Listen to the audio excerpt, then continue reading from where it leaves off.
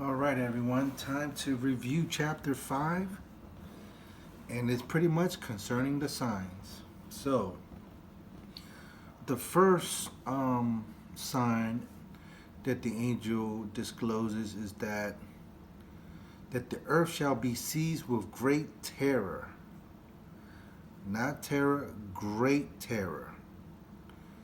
And the way of truth shall be hidden.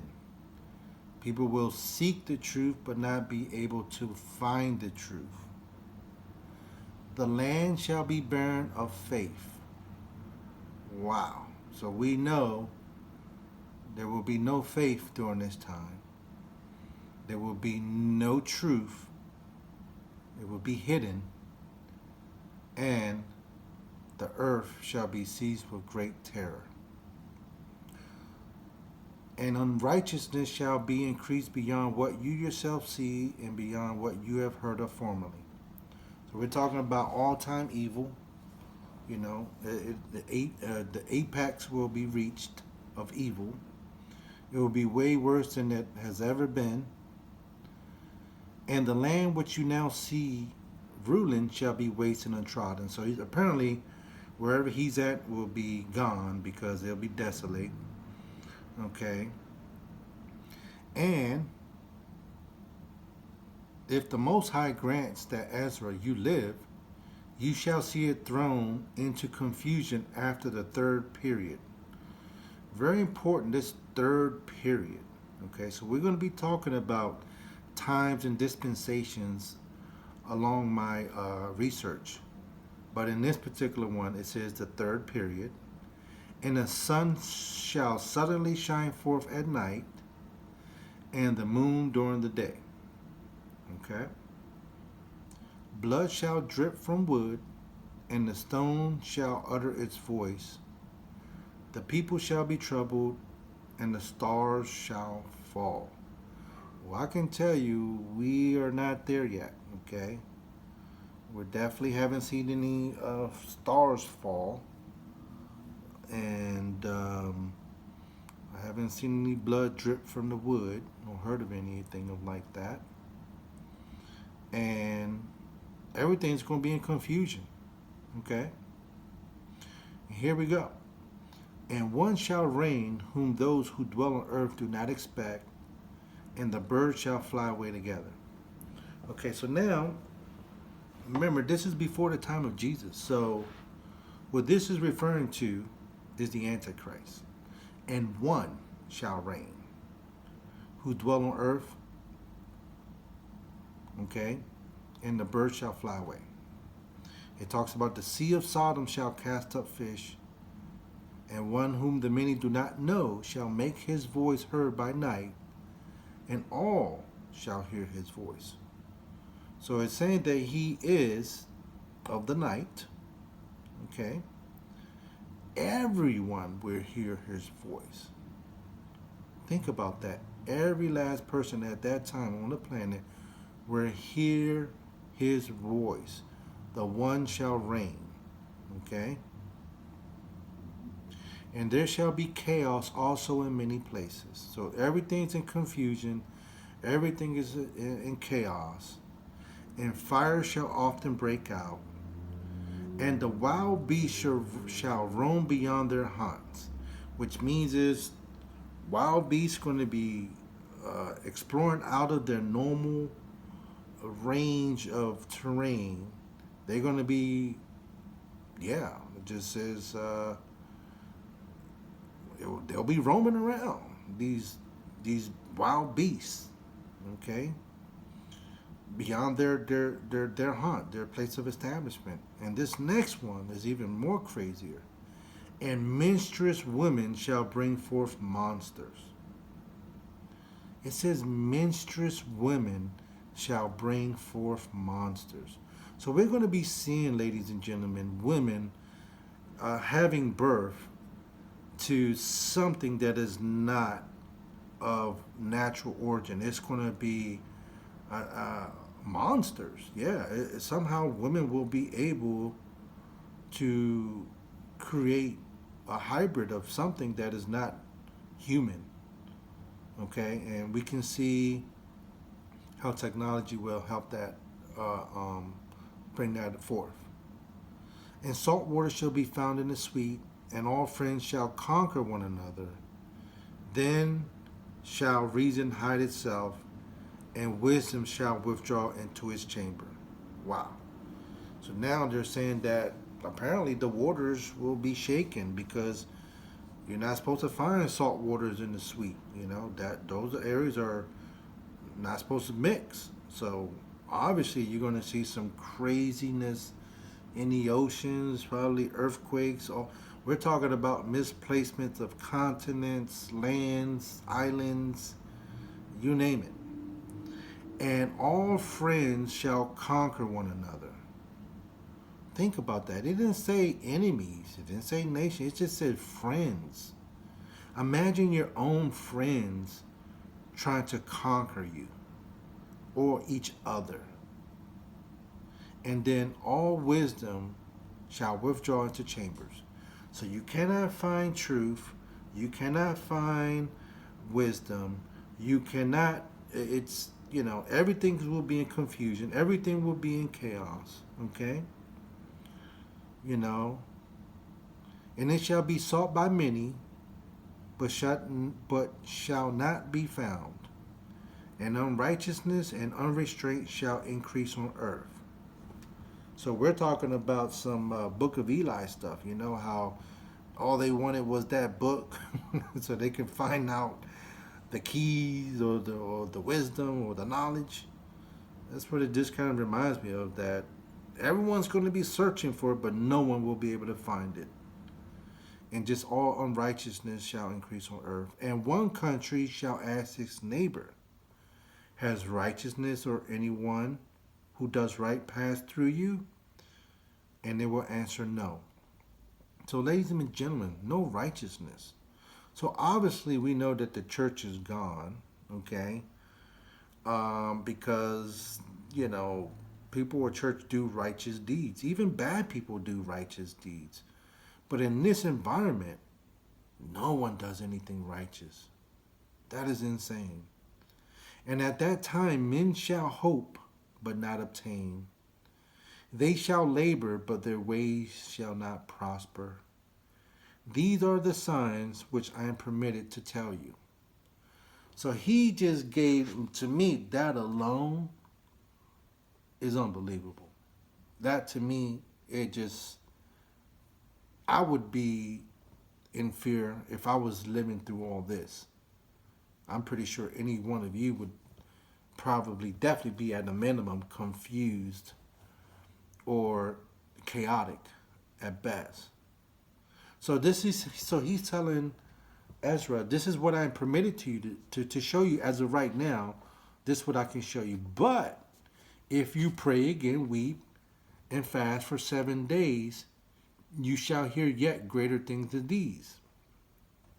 So he's now giving him an option. He said, if you do another 7-day fast, or if you do pray, fast, and weep for 7 days, I said another, but say 7 days, he will show him even more of what's to come.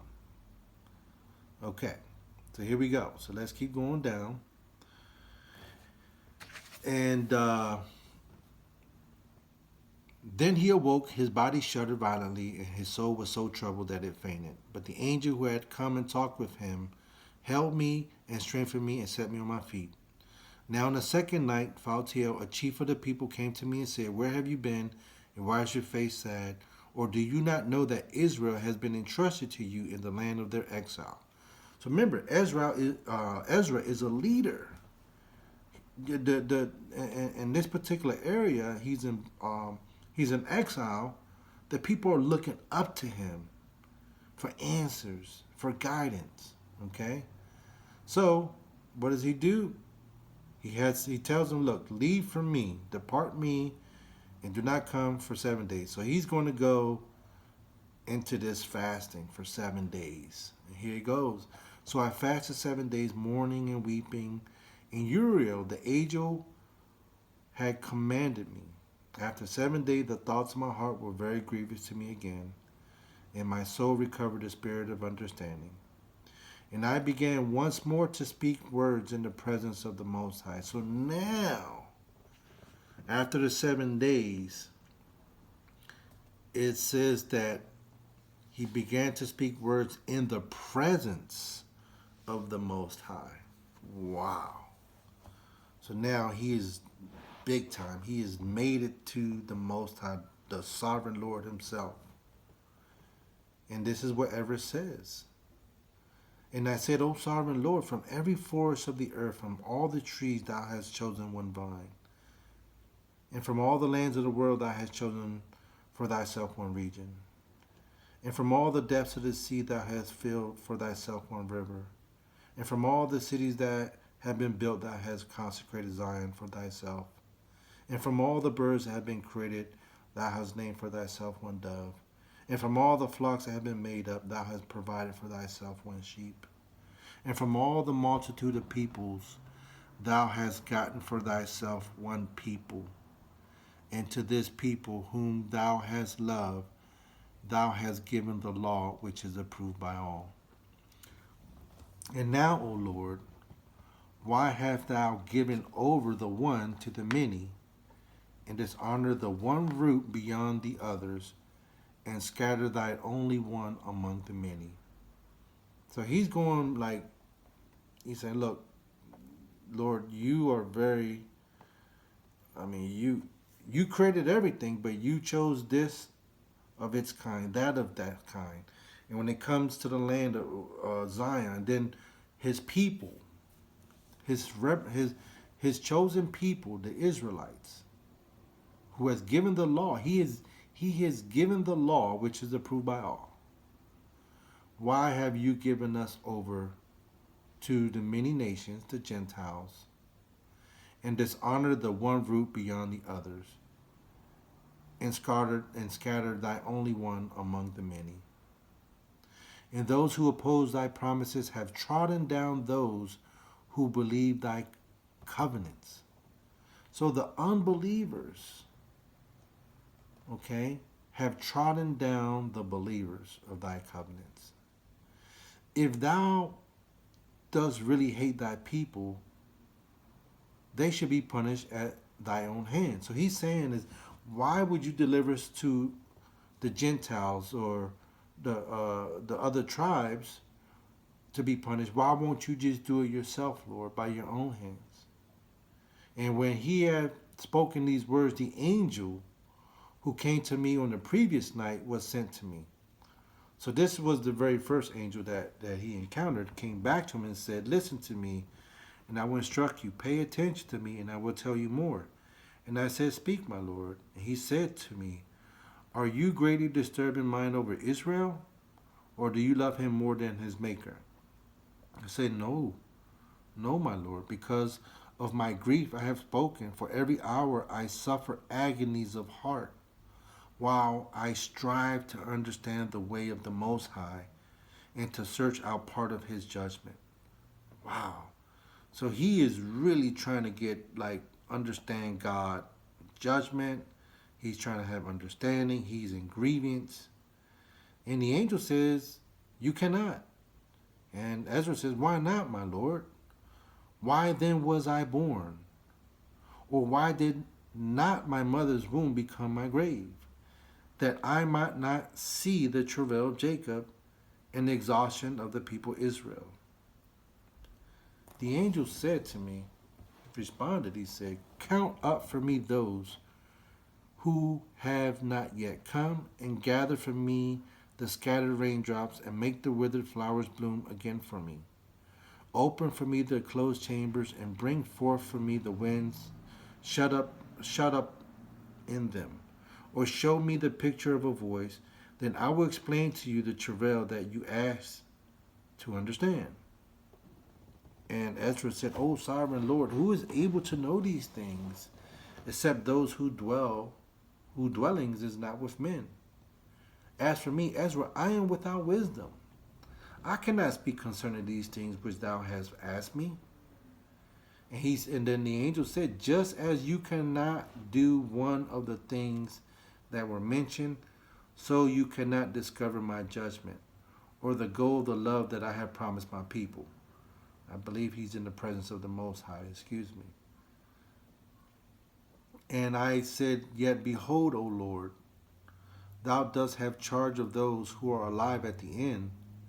But what will those do who were before us, or we, or those who come after us? He said to me, I shall liken my judgment to a circle. Just as for those who are last there is no slowness, so for those who are first there is no haste. Then I answered and said, couldst thou not have created one time those who have been, and those who are, and those who will be, that thou mightest show thy judgment sooner? So Ezra is trying to say, hey, why couldn't you just put everyone in the world at the same time, and we can, why can't you just, microwave this whole judgment thing? Why does it have to be stretched out for long periods of time, So he's trying to say the people that were before, that are, and that will to come, why can't they just all be judged at one time, or sooner? And he replied to me and said, the creation cannot make more than the creator. Neither can the world hold at one time those who have been created in it. And I said, how hast thou said to thy servant that thou wilt certainly give life at one time to thy creation? If therefore all creatures will live at one time, and the creation will sustain them, it might even now be able to support all of them present at one time. And this is how the response of the angel was. He said to me, ask a woman's womb, and say to it, if you bear 10 children, why one after another? Request it therefore to produce 10 at one time. And I said, of course, it cannot, but only each in its own time. He even said to me, even so have I given the womb of the earth to those who from time to time are sown in it.